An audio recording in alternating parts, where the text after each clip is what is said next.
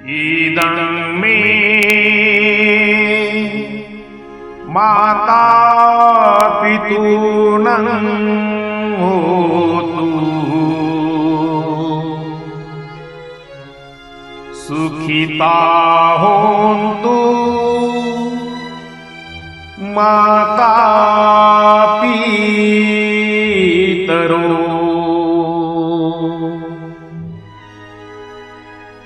येन मे उपनीतं धम्मं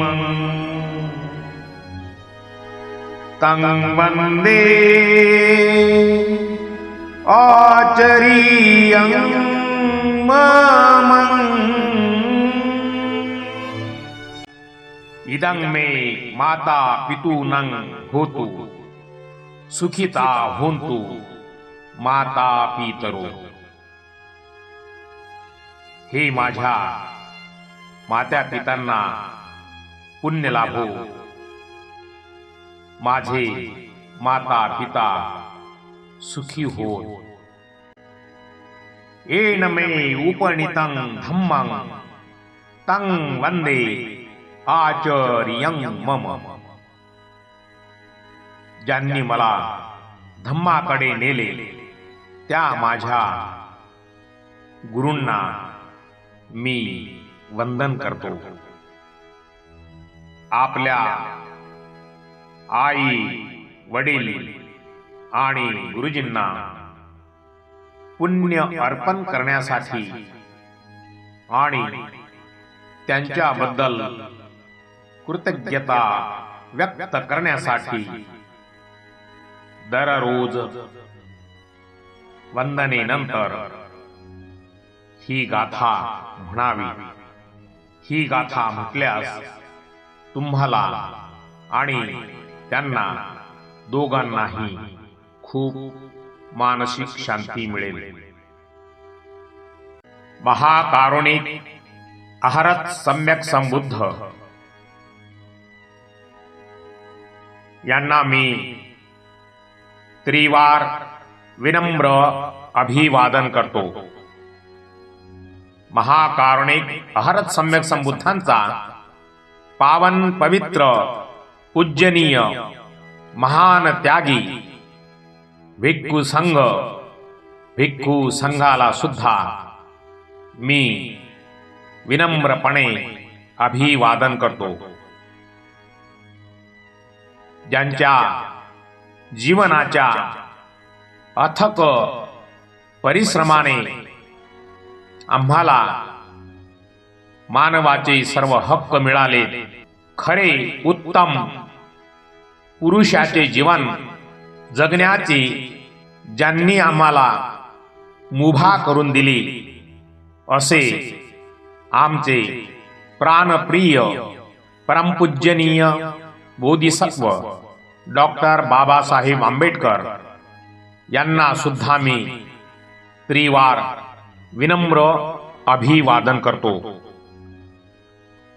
या धम्मदेशनेमध्ये उपस्थित सर्व धम्म उपासक, धम्म उपासिका, धम्म बालक आणि बालिका या सर्वांसाठी मी मंगल मैत्रीची मनोकामना करतो।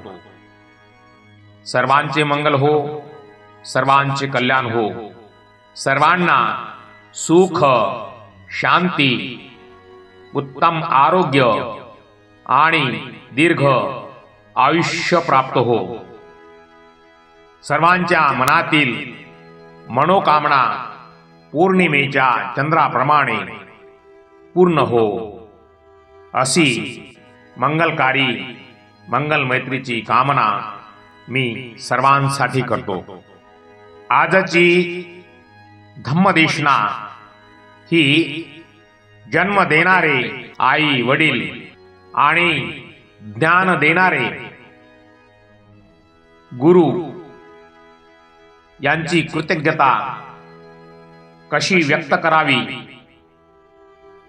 आणि ज्यांनी ज्यांनी आपल्या हितासाठी आपल्या सुखासाठी ज्यांनी ज्यांनी परिश्रम केले, कोणी मदत केली असेल, अशा सर्वांची कृतज्ञता कशी व्यक्त करावी या विषयाला अनुसरून आजची धम्मदेशना आहे. धम्मदेशना खूप महत्त्वपूर्ण आहे, तेव्हा ही धम्मदेशना शेवटपर्यंत श्रवण करा. काही गोष्टी अशा असतात की त्याची आपण परतफेड करू शकत नाही. आई वडिलांनी आपल्याला दिलेला जन्म आणि गुरुजींनी आपल्याला दिलेले ज्ञान याची परतफेड आपण कधीच करू शकत नाही. आई वडिलांनी आपल्याला जन्म दिला, आपण त्यांना जन्म देऊ शकत नाही. हे उपकार कधीच फेडता येणार नाही. या ऋणातून कोणताही सजीव असो तो मुक्त होऊ शकत नाही.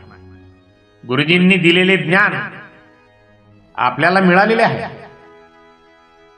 त्यांनी आपल्याला जे ज्ञान दिले त्यामुळेच आपण ज्ञानी बनलो. मात्र आपण गुरुजींना जास्तीचे ज्ञान देऊ शकत नाही. कसे देऊ शकणार? आपले ज्ञान गुरूंच्या ज्ञानापेक्षा मोठे असू शकत नाही. आई वडिलांनी आपल्यावरती अनंत उपकार केलेले असतात. आईचा उपकार तर आपल्यावर खूप मोठा उपकार आहे. आईने आपल्याला दिलेला जन्म, 9 महिने 9 दिवस स्वतःच्या सुखाचा त्याग करून आई आपल्या कुशीमध्ये त्या चिमुकल्या बाळाचे संगोपन करते. 9 महिने 9 दिवस संपल्यानंतर पुनर्जन्म या भावनेतूनच आपला जन्म होतो. अनंत वेदना आईला सहन कराव्या लागतात. एका बाळाला जन्म देण्यासाठी तिला होणारा त्रास, तिला होणाऱ्या वेदना फक्त तीच जाणू शकते. आईसारखे थोर उपकार या जगामध्ये कुणाचेही नाही. महाकारुणिक हरत सम्यक संबुद्धांनी संबोधी प्राप्तीनंतर आपल्या आईची कृतज्ञता व्यक्त करण्यासाठी देवलोकी म्हणजे स्वर्गात प्रवेश केला. महाकारुणिक हरत सम्यक संबुद्ध आईची कृतज्ञता व्यक्त करताना म्हणतात की मी कितीही मोठा असलो, कितीही ज्ञानी ठरलो, पण आईच्या ऋणाची परतफेड मला करता येणार नाही. कोणीही करू शकत नाही. कारण आई ही जीवनदायिनी आहे. आई नसेल तर जन्म नाही, आणि जन्म नाही तर मग सुखही नाही, दुःखही नाही, आणि कुठली संवेदनाही नाही. आज आपण जे सुख उपभोगतो, आपल्या डोळ्यासमोर नयनरम्य दृश्य बघतो, कानाने मधुर वाणी ऐकतो, मधुर संगीत ऐकतो, मुखाने सुंदर वाणी बोलतो, कानाने सुंदर वचन ऐकतो, कानाने सद्धम्म श्रवण करतो, पायाने चालतो, हाताने अनेक सत्कर्म करतो, आणि संपूर्ण शरीरच जे कार्य करते ही आई वडिलांची देण आहे. म्हणून महत्वाचे सांगतो की आई वडिलांचा कधीच अपमान करू नका. त्यांचा नेहमी आदर करा.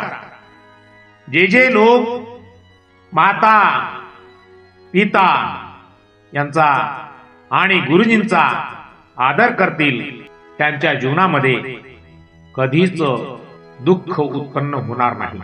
दुःख आणि सुख ही भावना सुद्धा समजणे गरजेचे आहे.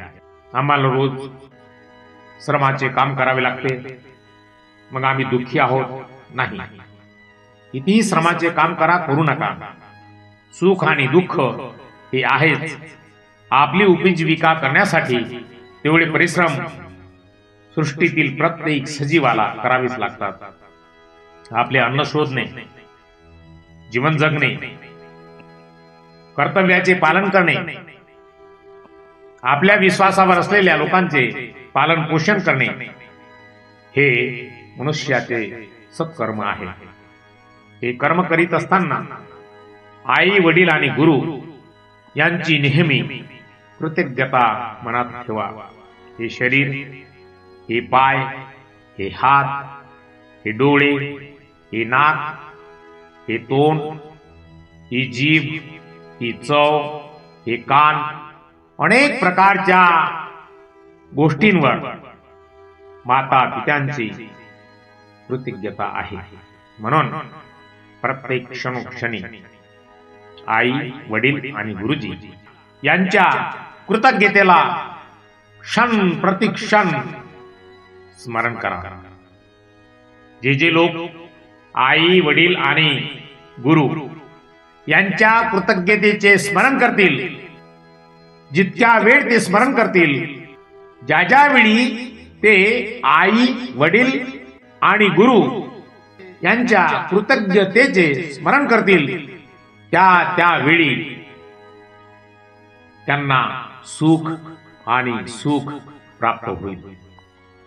आपले जीवन कसे सुखी होते, या सुखी जीवनासाठी आपल्या जीवनात अनेक प्रेरक घटना घडत असतात आणि ज्या घटना घडतात त्या सर्वांसाठी कुणाचे ना कुणाचे श्रेय असते. म्हणून ज्यांनी आपले सुखी जीवन बनवण्यासाठी आपल्याला जी मदत केलेली आहे, त्या मदतीची कृतज्ञता कशी व्यक्त करावी आणि कृतज्ञता का व्यक्त करावी, कृतज्ञता व्यक्त केल्यानंतर त्याचे परिणाम काय होतात, हे सर्व आजच्या धम्मदेशनेतून आपण सर्व श्रवण करणार आहोत. सुखी जीवन जगण्याची प्रेरणा शोधण्यासाठी बाहेरच्या जगापेक्षा स्वतःच्या अंतर्मनाकडे आणि निसर्गाकडे पाहणे अधिक फलदायी ठरते. सर्वात सुख स्वतःचा वर्तमान क्षण असतो, त्यामध्ये दडलेले असते. सर्वात मोठी प्रेरणा आज आणि या क्षणात जगणे ही आहे. उद्याची चिंता आणि कालचे दुःख सोडून देऊया. सध्या आपल्याकडे जे आहे त्याबद्दल कृतज्ञता बाळगणे हीच सुखाची पहिली पायरी आहे. निसर्ग एक महान शिक्षक आहे. झाडे कोणत्याही अपेक्षेविना फळे देतात, फुले उमलतात आणि कोमेजतात, पण त्यांचा आनंद कमी होत नाही. निसर्गातील हा सहज भाव आणि अनित्यता स्वीकारल्यास जीवनात शांतता आणि सुख लाभते. महाकारुणिक अरहत सम्यक संबुद्धांच्या शिकवणीतून आपल्याला मध्यम मार्ग समजतो. अतिरेक टाळून संयमाने जगण्याची प्रेरणा आपल्याला धम्मातून मिळते. हे धम्मपद खूप महत्वाचे आहे. आरोग्य परमा लाभा संतुष्टी परमं धनं. आरोग्य हा मोठा लाभ आहे आणि समाधान हे सर्वात मोठे धन आहे. दुसऱ्यांच्या चेहऱ्यावर हसू येण्यासाठी जेव्हा आपण काही करतो तेव्हा मिळणारा आनंद हा शाश्वत असतो. मैत्री आणि करुणा या भावना आपल्याला केवळ स्वतःसाठीच नाही तर सर्वांच्या सुखासाठी जगण्याची प्रेरणा देतात.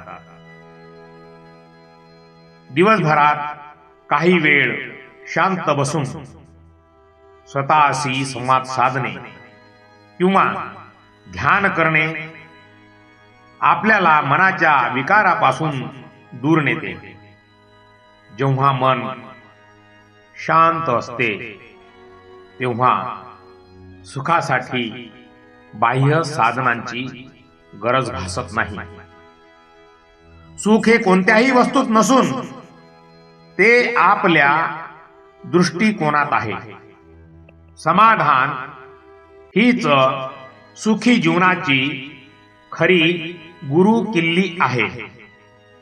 महाकारुणिक अहरत सम्यक संबुद्धांच्या शिकवणीत सुखी जीवनाचे मूळ चित्त म्हणजे मन आणि संतोष म्हणजे समाधान. महाकारुणिक अहरत सम्यक संबुद्धांनी आपल्या शेवटच्या शब्दात सांगितले होते. जेव्हा महाकारुणिक अहरत सम्यक संबुद्धांचे महापरिनिर्वाण झाले त्यापूर्वी त्यांनी शेवटी एक गाथा म्हटली होती. त्यांचे ते अमृत वचन अपमादेन संपादेथ, याचा अर्थ अप्रमादाने म्हणजे जागरूकतेने ध्येय साध्य करा. सुखी जगण्यासाठी प्रेरणा आपल्याला आपल्या जागरूकतेतून मिळू शकते. आयुष्य क्षणभंगुर आहे असे जेव्हा मनुष्याला समजते त्यावेळी तो छोट्या वादात किंवा दुःखात वेळ वाया घालवण्याऐवजी प्रत्येक क्षण आनंदाने अर्थपूर्ण रीतीने जगण्याचा प्रयत्न करतो. महामंगल सूत्रात सुखी जीवनासाठी 38 मंगल भगवंतांनी सांगितलेले आहे. त्यामध्ये अशे वनाच बालानंग पंडितानंच सेवना, मूर्खांची संगत टाळून विद्वानांच्या संगतीत राहणे. संतोषोच कतन्युता, जे आपल्याकडे आहे त्यात समाधान मानणे आणि इतरांप्रती कृतज्ञ राहणे. फुट्टस्स लोक धम्मेहि चित्तं यस्य न कंपती, जीवनातील चढ उतारांमध्ये लाभ हानी यश आणि अपयश ज्याचे मन डगमगत नाही तोच खरा सुखी. केवळ स्वतःच्या सुखाचा विचार केल्याने मन संकुचित होते, पण जेव्हा आपण मैत्री, करुणा, मुदिता आणि उपेक्षा यांचा सराव करतो तेव्हा प्रेरणेचा एक नवीन स्रोत उघडतो. सर्वांबद्दल मैत्री भाव ठेवल्याने मनातले द्वेष संपतात आणि मन हलके होते. दुसऱ्याच्या प्रगतीत आनंद मानल्याने मत्सराचे दुःख संपते. आपण सुखी जीवन जगण्यासाठी धावपळ करतच असतो. सुखी जगण्याची प्रेरणा दररोज टिकवून ठेवण्यासाठी आपण कृतज्ञता डायरी किंवा स्मृतीचा सराव करणे आवश्यक आहे. सकाळी उठल्यावर आजचा दिवस मला मिळाला आहे, मी त्याचा उपयोग स्वतःच्या आणि इतरांच्या कल्याणासाठी करेन, हा संकल्प आपण केला पाहिजे. तसेच रात्री झोपताना आज दिवसभरात घडलेल्या 3 चांगल्या गोष्टींचे आठवणे, भले त्या कितीही छोट्या असोत. सुखी जीवन आणि मनशांतीसाठी धम्मपद हे प्रेरणेचे सर्वात मोठे भांडार आहे. चित्तस्थ दमथो साधू चित्तं दंतं सुखावहं. मनाचे दमन करणे, संयम चांगले आहे, कारण संयमित मनच सुख देणारे असते. बाहेरच्या जगाला बदलण्यापेक्षा आपल्या मनाला प्रशिक्षित करणे सोपे आहे. जेव्हा आपण रागावर किंवा लोभावर विजय मिळवतो तेव्हा मिळणारी शांती ही कोणत्याही भौतिक सुखापेक्षा मोठी असते. तसेच द्वेषाचा त्याग केला पाहिजे. बुद्ध म्हणतात, नाही वेरेन वेराणी संमंतीथ कुदाचनं अवेरेन च संमंती यस धम्मो सनंतनो. द्वेषाने द्वेष कधीच संपत नाही, तो प्रेमाने संपतो. हाच सनातन सत्य नियम आहे. कोणाबद्दलही मनात कटुता न ठेवणे ही सुखी जगण्याची सर्वात मोठी प्रेरणा आहे. जेव्हा आपण क्षमा करायला शिकतो तेव्हा आपण स्वतःला दुःखाच्या ओझ्यातून मुक्त करतो. सुसुखं वत जीवाम एसं नो नथी किंचन. ज्यांच्याकडे माझे म्हणण्यासारखी कोणतीही आसक्ती नाही ते खरोखरच सुखात जगतात. वस्तू किंवा व्यक्तीमध्ये जेव्हा आपण अडकतो तेव्हा दुःख निर्माण होते. हे माझे आहे ही भावना सोडून हे निसर्गाचे आहे हा विचार केल्यास मन हलके होते.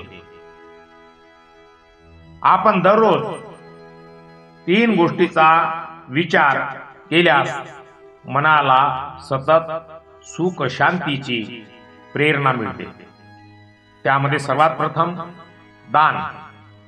केवळ पैशाचे नाही तर चांगल्या शब्दांचे, मदतीचे किंवा ज्ञानाचे दान. दुसऱ्याला काही दिल्यावर मिळणारा आनंद खूप मोठा असतो. पहिले झाले दान, त्याच्यानंतर सील, दुसऱ्या क्रमांकावर सील. जेव्हा आपले आचरण शुद्ध असते तेव्हा मनात पश्चाताप नसतो.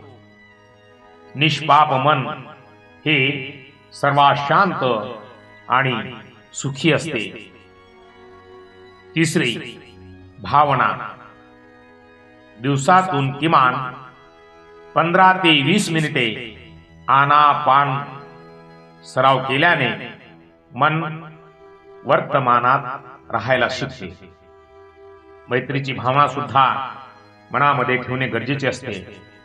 मेत्ता भावना म्हणजे मैत्री भावना हा स्वतःबद्दल आणि विश्वातील सर्व सजीवांबद्दल बिनशर्त प्रेम आणि सद्भावना विकसित करण्याचा एक अत्यंत प्रभावी सराव आहे. सुखी जीवन जगण्यासाठी ही एक उत्तम प्रेरणा ठरू शकते. सर्वात प्रथम स्वतःबद्दल मैत्री असणे गरजेचे असते. सेल्फ मेत्ता. मैत्रीची सुरुवात स्वतःपासून करा. जोपर्यंत आपण स्वतःवर प्रेम करू शकत नाही तोपर्यंत आपण इतरांना ते देऊ शकत नाही. मनात म्हणा, मी सुखी असावे, मी शांत असावे, मी सुरक्षित असावे, मी दुःखातून मुक्त असावे. प्रिय व्यक्तींबद्दल मैत्री ठेवणे, त्यामधूनही मनाला वेगळा आनंद मिळतो. तुमचे गुरु, आई वडील किंवा एखादी व्यक्ती जिच्याबद्दल तुम्हाला खूप आदर आहे, अशा व्यक्तीचा विचार करा आणि म्हणा, ही व्यक्ती सुखी असो, शांत असो आणि दुःखातून मुक्त असो. अशी व्यक्ती जिच्याबद्दल तुम्हाला प्रेमही नाही आणि द्वेष नाही. उदाहरणार्थ, भाजीवाला, बस कंडक्टर, त्यांच्यासाठीही तीच सद्भावना व्यक्त करा. यामुळे आपल्या मनाचा संकुचितपणा दूर होतो. अप्रिय किंवा शत्रू व्यक्तीबद्दलही मैत्रीची भावना ठेवा. हा सर्वात कठीण पण महत्वाचा टप्पा आहे. ज्या व्यक्तीने तुमचे मन दुखावले आहे, तिच्याबद्दल मैत्री भाव जागृत करा. हे केवळ तिच्यासाठी नाही, तर स्वतःच्या मनातील रागाचे विष काढण्यासाठी आवश्यक आहे. त्यांच्याकडूनही अनावधानाने चुका झाल्या असतील, तेही सुखी आणि शांत होत. सर्व सजीवांबद्दल मैत्री भाव ठेवा. शेवटी आपले मन इतके विशाल करा की त्यात जगातील सर्व प्राणी, सर्व पक्षी, सर्व दृश्य अदृश्य जीव समाविष्ट होतील. सब्बे सत्ता सुखी होंतु. तथागतांच्या मैत्रीचे हे आरंभीचे वचन आहे. सब्बे सत्ता सुखी होंतु. सर्व प्राणी सुखी होत. मैत्री भावनेचे अनेक फायदे आहेत. मैत्री भाव जर मनात असेल तर मनातील भीती आणि क्रोध म्हणजे राग कमी होतो. जेव्हा आपण सर्वांचे मंगल इच्छितो, तेव्हा आपल्या मनातील नकारात्मकता आपोआप नष्ट होते. मैत्री भावना जर मनामध्ये जागृत ठेवली तर शांत झोप लागते. धम्मपदानुसार मैत्री भावनेचा सराव करणारी व्यक्ती शांतपणे झोपते आणि आनंदाने जागी होते. मैत्री भाव जर मनात असेल तर चेहऱ्यावर तेज आणि प्रसन्नता येते. मनातील आंतरिक शांती बाह्य व्यक्तिमत्वावरही दिसून येते. धम्मामध्ये कतन्नुता, कतन्नुता हा पाली शब्द आहे. कतन्नुताचा अर्थ होतो कृतज्ञता. हा एक अतिशय उच्च गुण मानला गेला आहे. महाकारुणिक आरत सम्यक संबुद्धांनी कृतज्ञ व्यक्तीला शोधणे कठीण आणि मौल्यवान मानले आहे. त्यांनी आपल्याला मदत केली आहे. त्यांच्याबद्दल कृतज्ञता व्यक्त करण्याचे काही प्रभावी मार्ग तथागतांनी सांगितलेले आहेत. कधी कधी आपण मनात कृतज्ञता बाळगतो, पण ती बोलून दाखवत नाही. त्या व्यक्तीला भेटून किंवा निरोप देऊन सांगा की त्यांच्या मदतीमुळे तुमच्या आयुष्यात काय सकारात्मक बदल झाला.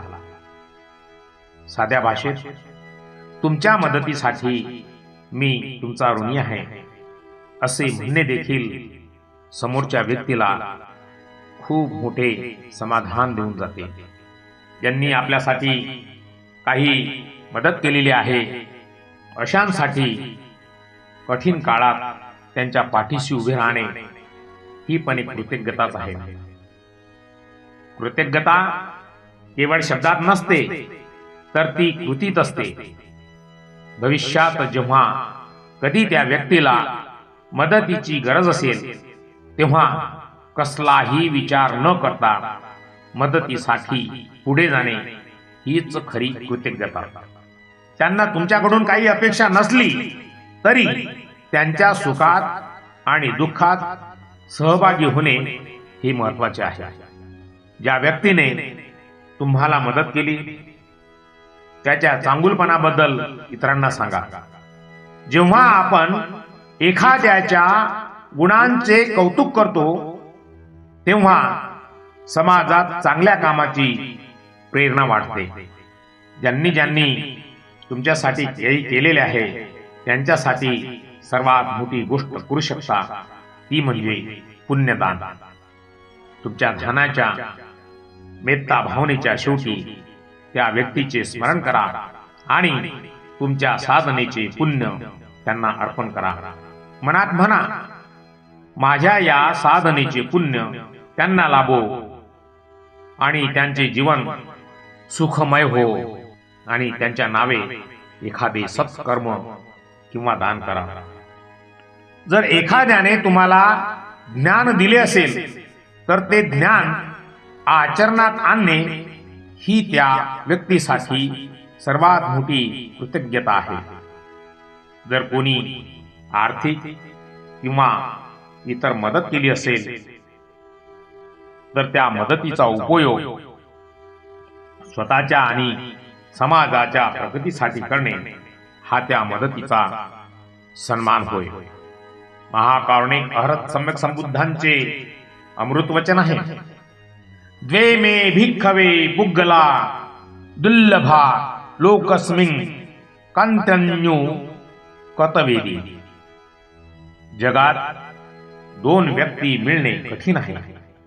एक म्हणजे आधी उपकार करणारा आणि दुसरा म्हणजे केलेल्या उपकाराची जाणीव ठेवून कृतज्ञ राहणारा. धम्माच्या दृष्टीने या तिन्हींचे आपल्या जीवनात अनन्यसाधारण महत्व आहे. माता पिता महाकारुणिक अहरत सम्यक संबुद्धांनी सांगितलेले आहे की आपण आपल्या आई वडिलांना खांद्यावर वाहून नेले तरी त्यांच्या उपकारांची परतफेड होऊ शकत नाही. तरीही आपण कृतज्ञता व्यक्त केली पाहिजे. धम्म मार्गाकडे वळवणे. जर ते धम्म मार्गावर नसतील तर त्यांना श्रद्धा, शील, त्याग आणि प्रज्ञा या मार्गावर आणणे हीच त्यांच्याबद्दलची सर्वोच्च कृतज्ञता आहे. आई वडिलांची आणि गुरुजनांची त्यांच्या वृद्धापकाळात किंवा आजारपणात सेवा करणे आणि त्यांना मानसिक आधार देणे, त्यांच्या नावे दान धर्म करणे. इदं मे माता पितूनं होतु सुखिता होन्तु माता पितरो. हे माझ्या मात्या पित्यांना लाभो, ते सुखी होत असा संकल्प करणे. ज्यावेळी कोणी दान देते आई वडिलांच्या नावाने किंवा दान देताना ही गाथा म्हणून दान दिले तर त्यांची कृतज्ञता व्यक्त केल्यासारखेच आहे. इदं मे माता पितूनं होतु सुखिता होन्तु माता पितरो. हे माझ्या मात्या पितांना पुण्य लाभो, ते सुखी होत असा संकल्प करणे म्हणजे आई वडिलांबद्दल कृतज्ञता व्यक्त करणे आहे. शिक्षकांनी आपल्याला अज्ञानाच्या अंधारातून प्रकाशाकडे नेलेले असते. आज्ञापालन आणि आचरण. गुरूंनी दिलेली शिकवण केवळ ऐकणे नव्हे तर ती आपल्या आचरणात आणणे ही त्यांच्यासाठी सर्वात मोठी गुरुदक्षिणा आहे. लोकांच्या समोर आणि त्यांच्या अनुपस्थितही त्यांच्याबद्दल आदरपूर्वक बोलणे, त्यांच्या कार्याला किंवा ध्येयाला पुढे नेण्यासाठी जमेल तशी मदत करणे ही सुद्धा गुरुजींबद्दल कृतज्ञता व्यक्त करणे आहे. कल्याण मित्र हा धम्म मार्गातील प्रवासात महत्वाचा असतो. त्यांच्या सुखदुःखात खंबीरपणे उभे राहणे, त्यांना चुकीच्या मार्गापासून परावृत्त करणे आणि चांगल्या मार्गावर प्रोत्साहित करणे हीच खरी मैत्री आहे. केवळ गरज असतानाच नव्हे तर प्रेमापोटी त्यांच्याशी संवाद साधणे आणि त्यांच्या अस्तित्वाचे महत्त्व मान्य करणे. जर ती व्यक्ती तुमच्या समोर नसेल तर तुम्ही ध्यानामध्ये त्या व्यक्तीसाठी मंगल मैत्रीची भावना करू शकता. शांत बसा आणि त्या व्यक्तीचा चेहरा आठवा. त्यांनी केलेल्या मदतीचे स्मरण करा. मनात म्हणा, मी आपल्या मदतीबद्दल अत्यंत कृतज्ञ आहे. माझ्या जीवनातील तुमच्या योगदानामुळे मी आज इथवर पोहोचलो आहे. तुमचे नेहमी कल्याण हो, तुमचे नेहमी मंगल हो, तुमचे नेहमी कल्याण हो. तुम्हाला सुख, शांती, उत्तम आरोग्य आणि दीर्घ आयुष्य लाभो. आई वडील आणि गुरुजी हे आपल्या जीवनाचे 3 मुख्य आधारस्तंभ आहेत. धम्मामध्ये माता, पितरो आणि उपझाय यांना खूपच महत्व आहे.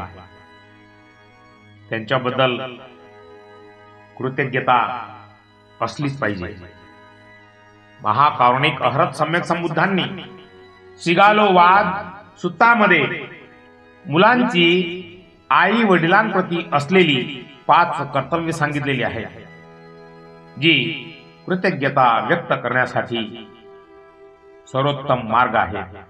आई वडिलांनी भरणपोषण केलेले असते, त्यांनी लहानपणी आपले पालन पोषण केलेले असते.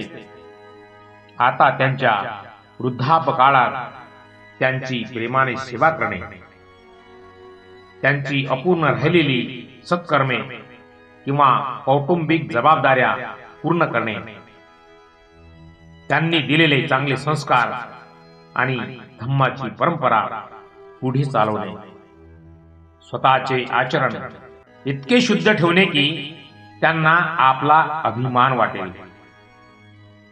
त्यांच्या निधनानंतरही त्यांच्या स्मरणार्थ दान धर्म करून त्यांना पुण्य अर्पण करणे. गुरुजींबद्दल कृतज्ञता याला आचर्य उपठाण असे म्हटले जाते. गुरु आपल्याला अंधारातून प्रकाशाकडे नेतात. त्यांच्याबद्दल कृतज्ञता बाळगलीच पाहिजे. अभिवादन आणि आदर, त्यांना भेटल्यानंतर आदराने वंदन करणे याला पच्चूठाण असे म्हटले जाते. त्यांची सेवा, त्यांची शारीरिक सेवा करणे किंवा त्यांच्या कामात मदत करणे, त्यांनी शिकवलेले ज्ञान अधिक सखोलपणे शिकण्याची इच्छा दाखवणे, त्यांनी दिलेला उपदेश केवळ लक्षात न ठेवता तो प्रत्यक्ष आचरणात आणणे, गुरुजींचे अनुशासन जे असते त्याचे पालन करणे, गुरूंसाठी शिष्यांचे उत्तम चरित्र हीच सर्वात मोठी दक्षिणा असते. आई हे प्रेम आणि करुणा कृतज्ञतेचे स्वरूप आहे. आईची काळजी घेणे, तिला मानसिक शांती देणे म्हणजे तिच्या प्रती कृतज्ञता व्यक्त करणे होय. वडील आहेत, वडिलांच्या कृतज्ञतेचे स्वरूप काय आहे?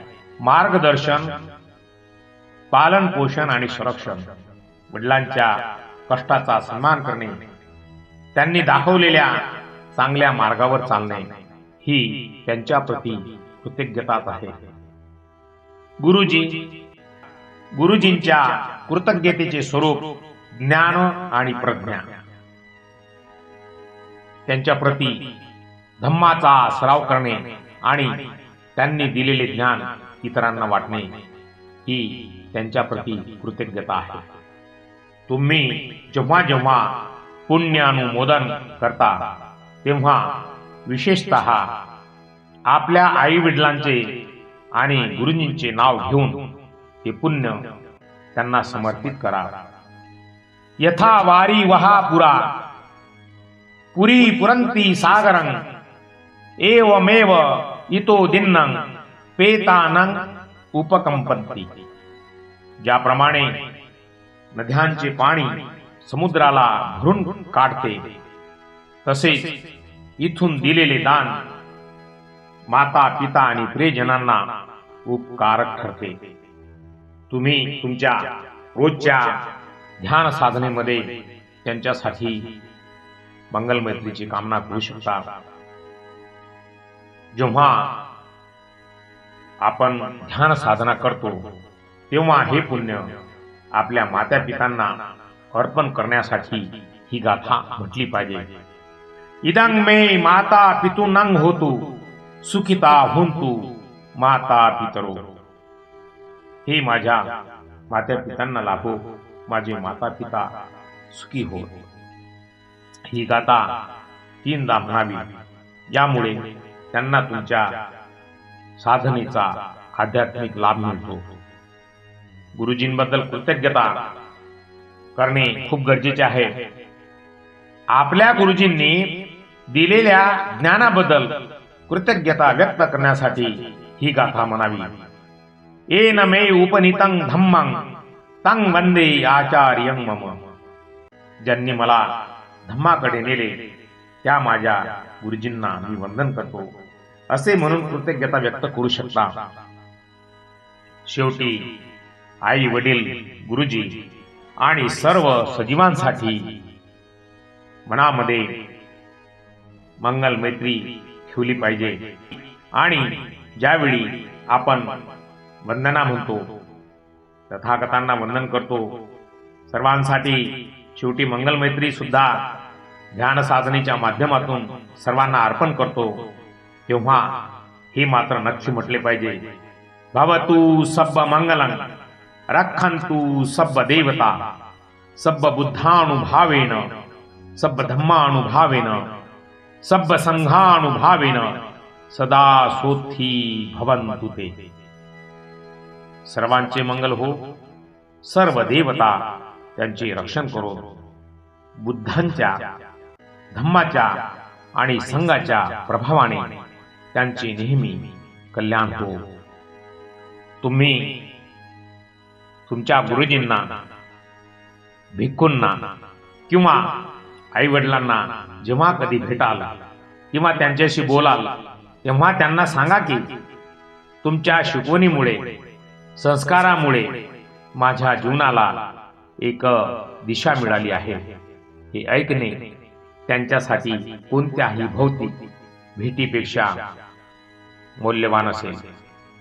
आजच्या धम्मदेशनेमध्ये आई वडील, गुरुवर्य आणि मित्र आणि ज्यांनी ज्यांनी आपल्याला आपल्या सुखी जीवनासाठी, आपल्या सुखासाठी मदत केली, दान दिले, अशा लोकांबद्दल कृतज्ञता कशी असावी हे आज आपण श्रवण केले. काही गोष्टी अशा असतात की त्याची आपण परतफेड करू शकत नाही. आई वडिलांनी आपल्याला दिलेला जन्म आणि गुरुजींनी आपल्याला दिलेले ज्ञान याची परतफेड आपण कधीच करू शकत नाही. आई वडिलांनी आपल्याला जन्म दिला, आपण त्यांना जन्म देऊ शकत नाही. हे उपकार कधीच फेडता येणार नाही. या ऋणातून कोणताही सजीव असो तो मुक्त होऊ शकत नाही. गुरुजींनी दिलेले ज्ञान आपल्याला मिळालेले आहे, त्यांनी आपल्याला जे ज्ञान दिले त्यामुळेच आपण ज्ञानी बनलो. मात्र आपण गुरुजींना जास्तीचे ज्ञान देऊ शकत नाही. आपले ज्ञान गुरूंच्या ज्ञानापेक्षा मोठे असू शकत नाही. आई वडिलांनी आपल्यावरती अनंत उपकार केलेले असतात. आईचा उपकार तर आपल्यावर खूप मोठा उपकार आहे. आईने आपल्याला दिलेला जन्म, 9 महिने 9 दिवस स्वतःच्या सुखाचा त्याग करून आई आपल्या कुशीमध्ये त्या चिमुकल्या बाळाचे संगोपन करते. अनंत वेदना आईला सहन कराव्या लागतात. एका बाळाला जन्म देण्यासाठी तिला होणारा त्रास, तिला होणाऱ्या वेदना फक्त तीच जाणू शकते. आईसारखे थोर उपकार या जगामध्ये कुणाचेही नाही. महाकारुणिक हरत सम्यक संबुद्धांनी संबोधी प्राप्तीनंतर आपल्या आईची कृतज्ञता व्यक्त करण्यासाठी देवलोकी म्हणजे स्वर्गात प्रवेश केला. महाकारुणिक हरत सम्यक संबुद्ध आईची कृतज्ञता व्यक्त करताना म्हणतात की मी कितीही मोठा असलो, कितीही ज्ञानी ठरलो, पण आईच्या ऋणाची परतफेड मला करता येणार नाही. कोणीही करू शकत नाही. कारण आई ही जीवनदायिनी आहे.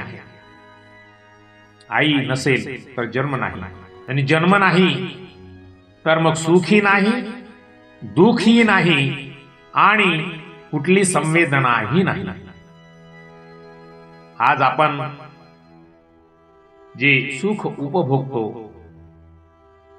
आपल्या डोळ्यासमोर नयनरम्य दृश्य बघतो, कानाने मधुर वाणी ऐकतो, मधुर संगीत ऐकतो, मुखाने सुंदर वाणी बोलतो, कानाने सुंदर वचन ऐकतो, कानाने सद्धम्म श्रवण करतो, पायाने चालतो, हाताने अनेक सत्कर्म करतो, आणि संपूर्ण शरीरच जे कार्य करते ही आई वडिलांची देण आहे. म्हणून महत्वाचे सांगतो की आई वडिलांचा कधीच अपमान करू नका. त्यांचा नेहमी आदर करा. जे लोक माता पिता यांचा आणि गुरुजींचा आदर करतील त्यांच्या जीवनामध्ये कधीच दुःख उत्पन्न होणार नाही. दुःख आणि सुख ही भावना सुद्धा समजणे गरजेचे आहे. आम्हाला रोज श्रमाचे काम करावे लागते, मग आम्ही दुःखी आहोत नाही. कितीही श्रमाचे काम करा, करू नका. सुख आणि दुःख हे आहेच. आपली उपजीविका करण्यासाठी तेवढे परिश्रम सृष्टीतील प्रत्येक सजीवाला करावेच लागतात. आपले अन्न शोधणे, जीवन जगणे, कर्तव्याचे पालन करणे, आपल्या विश्वासावर असलेल्या लोकांचे पालन पोषण करणे हे मनुष्याचे सत्कर्म आहे. हे कर्म करीत असताना आई वडील आणि गुरु यांची नेहमी कृतज्ञता मनात ठेवा. हे शरीर, हे पाय, हे हात, हे डोळे, हे नाक, हे तोंड, ही जीभ, ही चव, हे कान, अनेक प्रकारच्या गोष्टींवर माता पित्यांची कृतज्ञता आहे. म्हणून प्रत्येक क्षणोक्षणी आई वडील आणि गुरुजी यांच्या कृतज्ञतेला क्षण प्रतिक्षण स्मरण करा. जे लोक आई वडील आणि गुरु यांच्या कृतज्ञतेचे स्मरण करतील त्यावेळी त्यांना सुख आणि सुख प्राप्त होईल. आजच्या धम्मदेशनेमध्ये जे सांगितलेले आहे हे धम्माला अनुसरून आहे. आपणही आई वडील आणि गुरुजी यांच्या प्रती कृतज्ञता बाळगून जीवनामध्ये मोठे सुख प्राप्त करा. जोपर्यंत तुमच्या मनामध्ये कृतज्ञता जागृत होत नाही तोपर्यंत तुम्ही खऱ्या सुखाचे धनी होऊ शकणार नाही. ज्यावेळी तुम्ही कृतज्ञता व्यक्त कराल त्यावेळी तुमचे मन हलके झाल्याशिवाय राहणार नाही. अनेक धम्मदेशनेमध्ये शेवटी माझ्या मुखातून भवतु सब्ब मंगलं रक्षन्तु सब्ब देवता सब्ब बुद्धानुभावेन सब्ब धम्मानुभावेन सब्ब संघानुभावेन सदा सोथी भवन्तु ते. हे शब्द असतात. आणि त्यानंतर सर्वांचे मंगल हो, सर्वांचे कल्याण हो, सर्वांना सुख शांती उत्तम स्वास्थ्य आणि दीर्घ आयुष्य प्राप्त हो. जळातील थळातील आणि गगनातील सर्व दृश्य अदृश्य प्राण्यांवरती तथागतांच्या मंगल मैत्रीची अनुकंपा हो. सर्वांचे मंगल हो, सर्वांचे कल्याण हो, सर्वांना सुख शांती उत्तम स्वास्थ्य आणि दीर्घ आयु प्राप्त हो. बघा, ज्या श्रद्धावान उपासकांनी माझी धम्मदेशना ऐकलेली असेल, मी प्रत्येक धम्मदेशनेच्या शेवटी हे असे का म्हणतो ते म्हणण्याचे कारणच ही कृतज्ञता आहे. सर्वांचे मंगल हो, सर्वांचे कल्याण हो, सर्वांना उत्तम आरोग्य आणि दीर्घ आयुष्य प्राप्त हो, ही सुद्धा कृतज्ञता आहे. आणि ही कृतज्ञता मी प्रत्येक धम्मदेशनेच्या शेवटी बोलतच असतो. कारण जर मी हे कृतज्ञतेचे शब्द बोलले नाहीत तर माझ्या मनाला शांती मिळणार नाही. ही कृतज्ञता ज्यावेळी मी व्यक्त करतो त्यावेळी माझ्या मनाला अनुपम शांती प्राप्त होते. आपणही ही मंगल मैत्रीची भावना दररोजच्या वंदने नंतर आणि झोपण्यापूर्वी आणि झोपेतून जागण्यापूर्वी मनात ठेवा. निश्चित रूपाने आपले मन आनंदाने भरभरून निघेल आणि आपले शरीर हलके होईल आणि खऱ्या सुखाची जाणीव होईल, आनंदाची निर्मिती होईल. शेवटी या धम्मदेशनेच्या माध्यमातून मी एकच सांगू इच्छितो की मनात जे वाईट विकार असतील, जे दोष असतील, आपल्या चित्तातील मळ असेल, ही सर्व नष्ट करून कृतज्ञता व्यक्त करा आणि खऱ्या सुखाचे धनी व्हा. भवतु सब्ब मंगलं रक्षन्तु सब्ब देवता सब्ब बुद्धानुभावेन सब्ब धम्मानुभावेन सब्ब संघानुभावेन सदा सोथी भवन्तु ते. सर्वांचे मंगल हो.